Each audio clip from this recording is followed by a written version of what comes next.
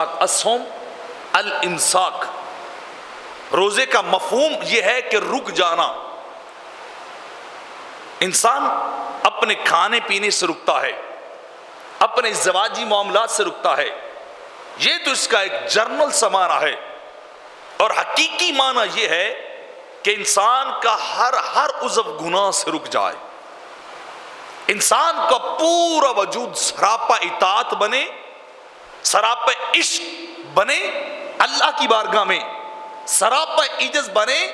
اور جب روزہ شروع ہو تو انسان کا ہر عضو خدا کے تابع ہو جائے، اللہ کے تابع ہو جائے.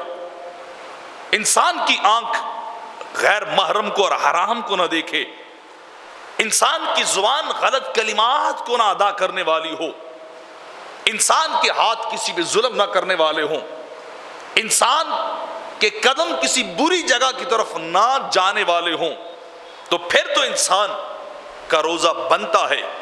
پھر امساک اور الصوم کا حقیقی معنی اور مفہوم آپ کے اور میرے سامنے آتا ہے کہ بندہ روزہ شروع کرتا اور ہر گناہ سے رک جاتا ہے، ہر اس چیز سے اپنے آپ کو روکتا ہے انسان جو خدا کو پسند نہیں ہے، جو رب کائنات کی ممنوع کردہ ہے، اللہ کی منع کردہ روکی کی چیز سے انسان رک جائے، اور جہاں خدا بندے کو بلاتا ہے وہاں انسان چلا جائے.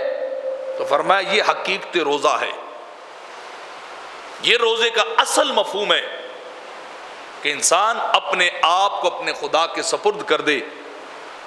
اور جب اس طرز کا روزہ انسان رکھتا ہے نا، تب اس کے اوپر پھر انوار و تجلیات نازل ہوتی ہیں، پھر اسے تقوی حاصل اور نصیب ہوتا ہے.